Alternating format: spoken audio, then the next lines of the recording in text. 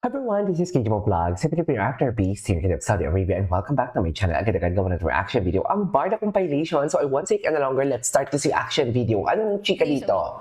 6 Ay, days ano to? a week. MWF Pulang Araw, tapos TTHS Yung work niya P77. before? Ang location Okay. namin ng Pulang Araw, either Pampanga o Batangas. Oh. Okay. Ang P77, Fairview. Sana nag-adjust na lang yung isa para doon na rin Isang sa bahay na lang Pampanga.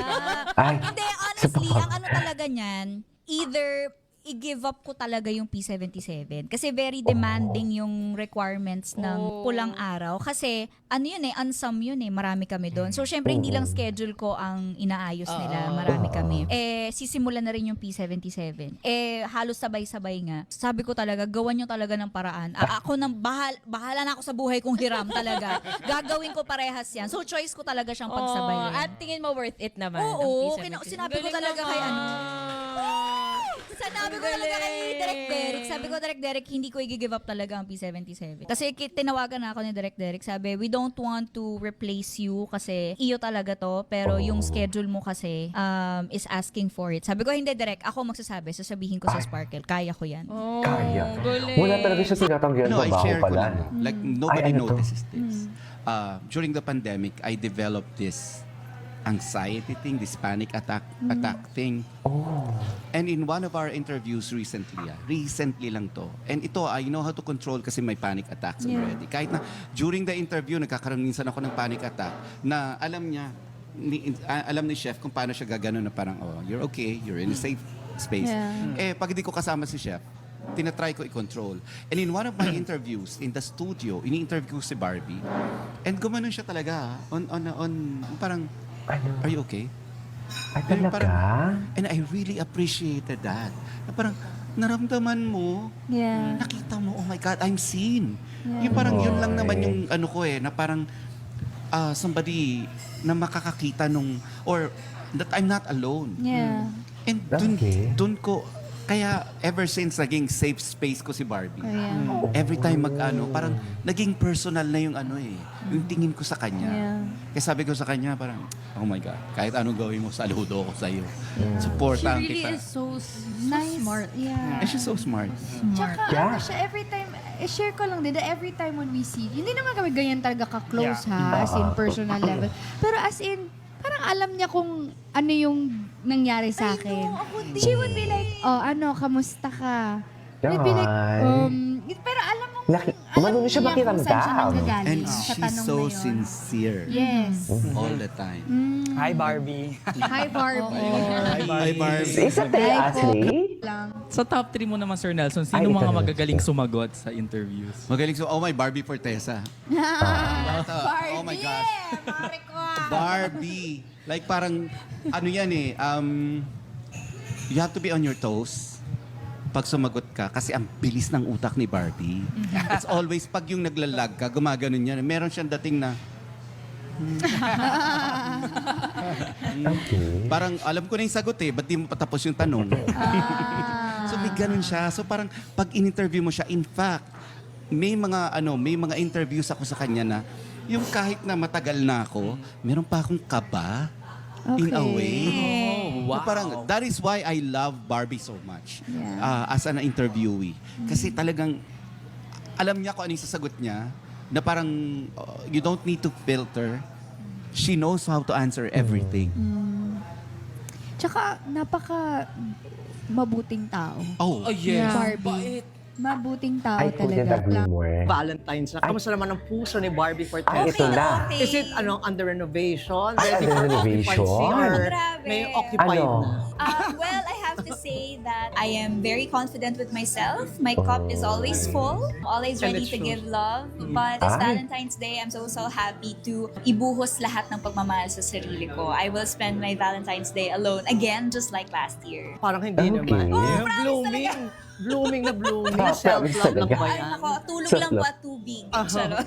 So what's the biggest love lesson you've learned so far? The Ang biggest sikat na love talaga ni lesson that I have Barbie. learned No? is that, especially Sikat from na this talaga movie siya. that we did, is that you can love from a distance pero it doesn't mean na you love the person any less. Oh, I am profound. And what love advice naman do you find hard to follow? Is to love unconditionally. I feel like because masyadong maraming circumstances and masyadong maraming kailangang i-consider when you love. And so when you finally give that kind of love to someone na talagang importante sa'yo, talagang feeling ko yun na yung rurok ng pagmamahal para sa akin. So feeling ko giving and receiving unconditional love is the highest form of love.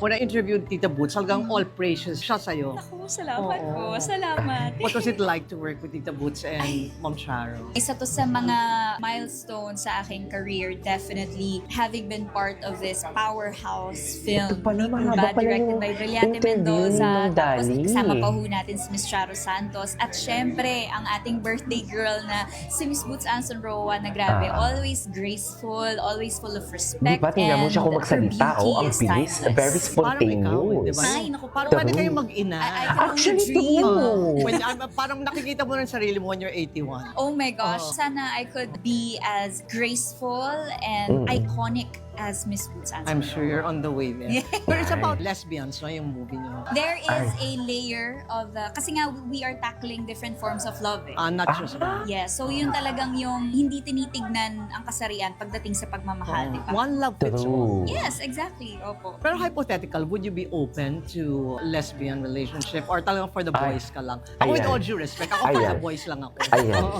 Well, I do support the community, Alay the ka. LGBT community. But personally, Ah. ang Prince Charming ko po ay straight guy. Ay, Nandiyan na yan. Waiting in Opo. the wings. Thank you so much, Thank you Barbie. so And much. see you in your straight movie. guy. Direct to the point siya. Thank Hindi you. siya natatakot. Kasi marami kasi ngayon, alam mo yung very sensitive, na pag sinagot mo lang ng tipong based on your opinion, based sa gusto mong mangyari sa buhay mo, at hindi akma sa pinaniniwalaan nila, ma-offend. Alam mo yon, parang wala na kasing understanding na nangyayari talaga or something like, intindihin kita, intindihin mo din ako. Kung anong gusto mo, susupport kita, pero sana, isusupport mo din ako kung ano gusto ko at magkasalungan tayo. Hindi siya natatakot mabash dyan. Kasi maraming magsasabi na parang sasabihin na naman nila, although sinabi niya na sinusuportahan niya ng yung LGBTQ+A community, pero meron talaga kasi mga very sensitive na sasabihin na, hindi niya suportado. Hindi niya bet na magjowa ng tumbabatis. Yan yung preference niya. Di ba? Kaya nga di katulad lang din yan kina Barda, sa Barda na basher. Tipong, hinahayaan namin kayo, sige sabihin niyo yung girlfriend niya, si Alex Manalang ni David Icauco, si Jameson before na si Barbie Forteza. Sige, pinapayagan namin kayo, pero huwag yung guluhin yung peace namin. Di ba? Kasi ano yung peace natin? Yung Barda yung peace natin Tapos, syempre kung sinisiraan nila si David, dyan tayo aalma. Pero pinapayagan namin kung yan yung gusto yung paniwalaan, go. Pero wag na kayong manira. Naninira pa kayo di ba? Magawa na nga kayo ng fake news, naninira pa kayo. You know what I mean?